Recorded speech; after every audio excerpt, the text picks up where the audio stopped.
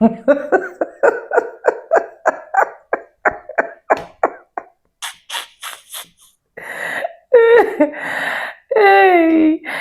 I've never been this excited for Kama or Fafo to actually catch up with these white folks like today's video. Anyways, especially the first clip of this particular video and the two last clips of this particular video. Like it was a whole lot of F around and find out instantly because one thing I've seen with these white folks is whenever they are doing something, they don't know that there is repercussion or there's consequences that is actually going to come. And I will keep still saying it. Why do these people always want to be in our business? Why do they always want to be in the picture of black people? These are people that you guys literally said you do not like. Some of you guys, let me not say every single person, right? But you do not like them until you are always in their business. You're always wanting to know, see every single thing that is actually happening. But anyways, my name is Sonia. Subscribe, like, comment, and share. And credit belongs to original creator of every single clips and stitches we have in our today's episode. Anyways, watch this video and I'll be back with commentaries. And I just want you guys to be honest with me in the comment section with your honest opinion after watching this. Let's get right into this. I'll be back. When you're black, you're never really lonely because there will always be a white person all up in your business. When you're black, you're never really lonely because there will always be a white person all up in your business.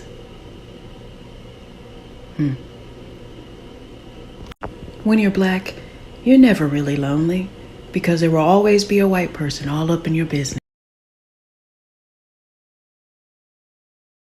You are beautiful, and we think that you are the most beautiful girl on the world. But the color of your eyes is natural.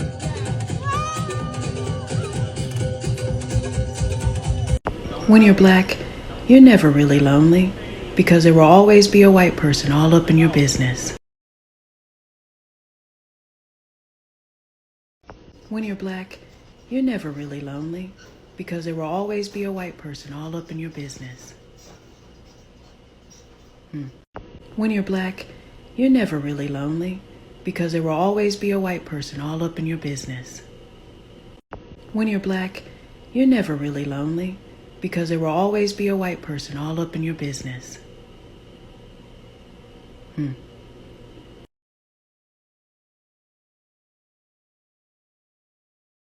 When you're black, you're never really lonely because there will always be a white person all up in your business.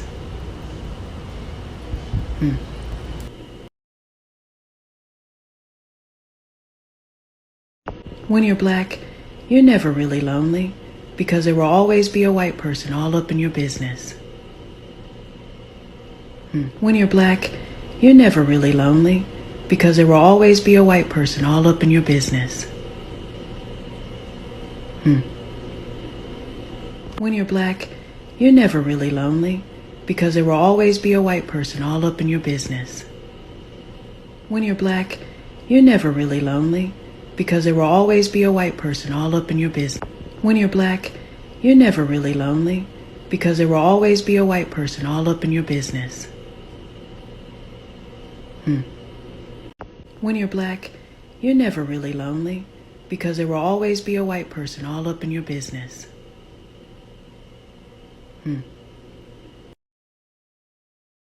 When you're black, you're never really lonely because there will always be a white person all up in your business.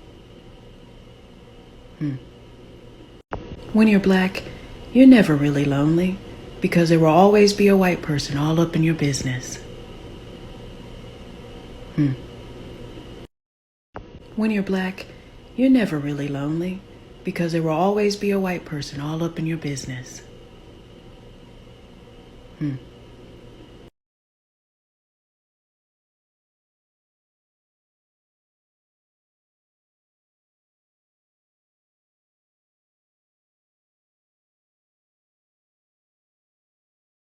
When you're black, you're never really lonely because there will always be a white person all up in your business.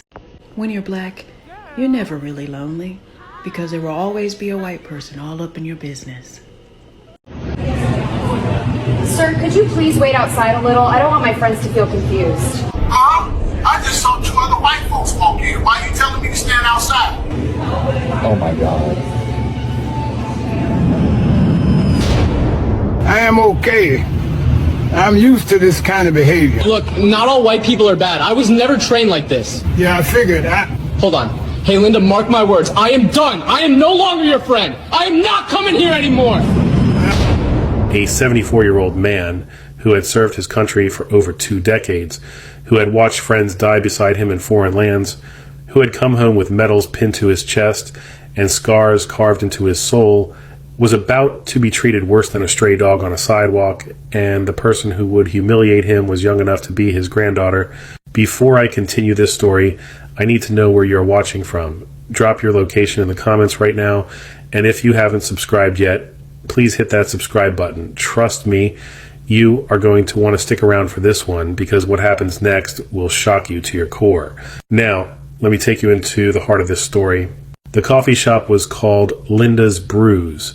It sat on a corner in a busy part of town. Big glass windows stretched across the front. Anyone walking by could see inside. The place looked warm and inviting. Wooden tables were scattered around the room. The smell of fresh coffee floated through the air.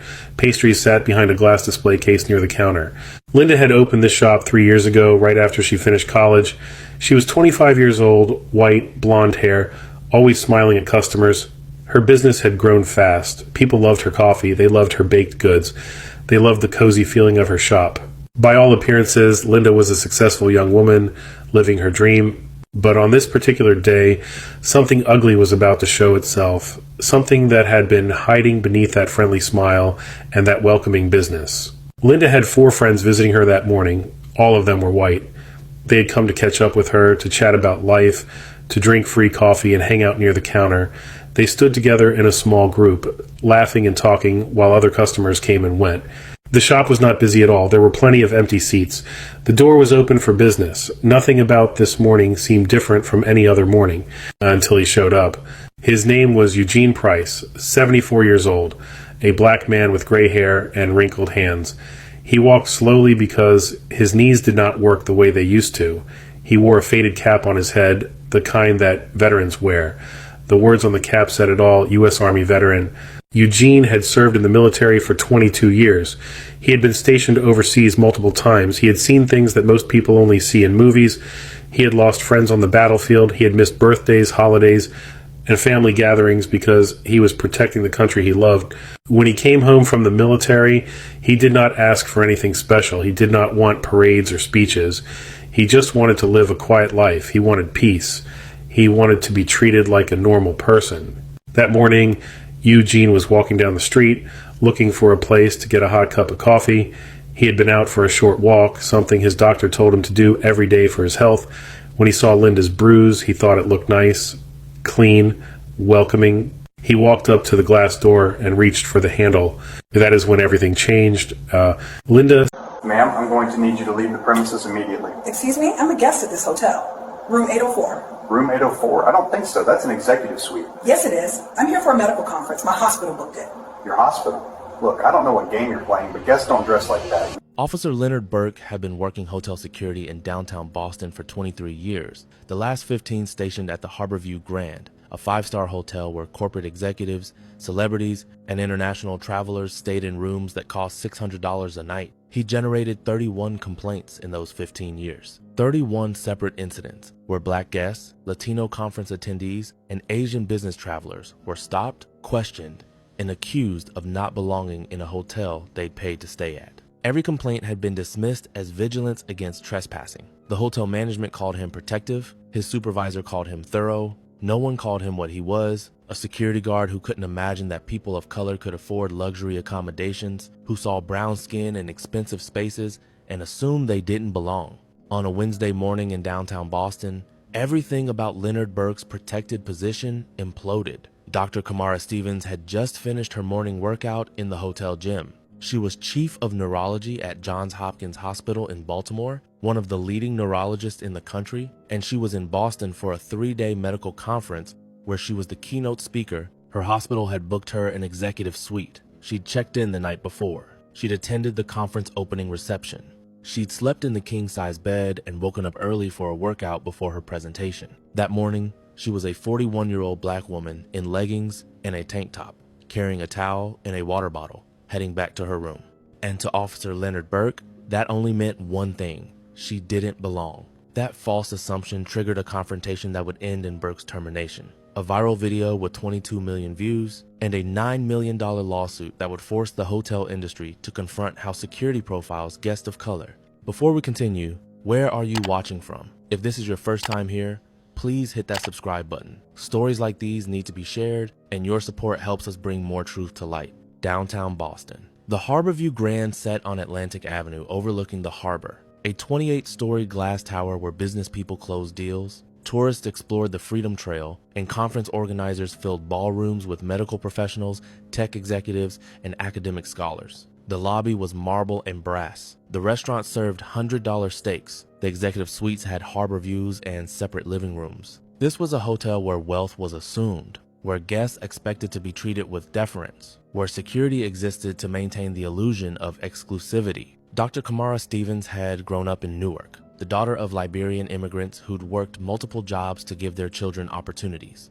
She'd excelled in school, earned a full scholarship to Princeton, then went to medical school at Hopkins, where she discovered her passion for neurology. She'd completed her residency, published groundbreaking research, and climbed to chief of neurology by 39. She earned $400,000 a year. She owned her home. She traveled frequently for conferences. She was accustomed to nice hotels. What she was not accustomed to, despite experiencing it repeatedly, was being treated like she didn't belong in the spaces her success had earned her access to. Wednesday morning. The medical conference was the annual Neurological Association Summit. 2,000 neurologists from across the country. Dr. Stevens was the keynote speaker scheduled for 11 a.m. Her presentation was on innovative treatments for stroke patients. She'd prepared for months. She'd rehearsed dozens of times. She was ready. But first...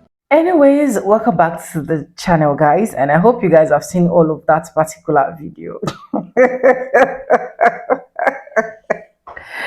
It is amazing, talking about from the first clip, that this black guy literally just set his camera and he wanted to do his job, and you came out from nowhere with a sweeping brush, or is it a mopping brush, and then you just want to intrude and you're smiling like a chicken.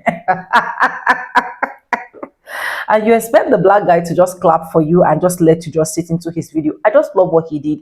He just pushed her out of the video. Please, this is not your video. This is actually not your recording. And in fact, who gave you the rights? Who gave you the audacity to put your eyes in whatsoever I'm doing? Because we can't do this. Like, it would be very hard for you to see a black person doing this. Even I think I saw where a particular white folks created this particular sound of, when you're black, you are never really lonely. There's always a white person all over your business. I saw another sound where they said, when you are white, you are never really lonely because there's always been a black person all over your business. And that video, that sound has literally not gone viral to date because black people are literally not in your business. Honestly, the way you people always want to police black people as white folks. And if you check from the last two clips of the video, I love the karma that those people are getting, because they've come to that point where they will see that they're actually just doing something without even having the feeling that, okay, this is actually going to hurt them. You don't even know the person that is coming in. You have to ask that old man to stand outside. Stand outside doing what? While other people are going inside. Just because he is a black man.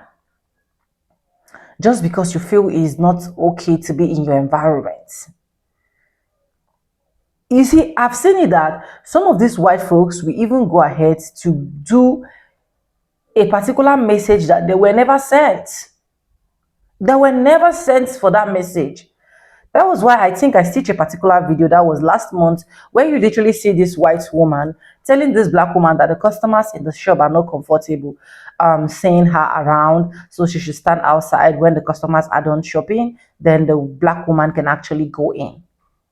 Then the black woman was like, they are not comfortable in what sense? Okay, no problem. Since they say they are not comfortable, I want you to show me those particular customers that say they are not comfortable, because I need to ask them why they are not comfortable. What have I really done to them? And in what way have I made them feel uncomfortable? I need to know. And when the black woman was really furious to know, the white woman was really confused. She was confused. And at the end of the day, it was concluded that nobody ever said they were never comfortable, because she just feel like a presence of a white woman need to be patrolled around in the store. So she have to tell her to wait so that she can patrol her very well.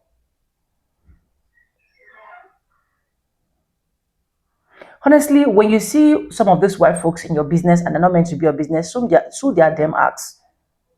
Sue them. Let them understand the difference between A and B. Let them understand the difference between white and black. Because with the way they act, with the way they do things, I don't understand where their illustration is coming from. I don't understand where the madness is coming from. They can literally not respect themselves.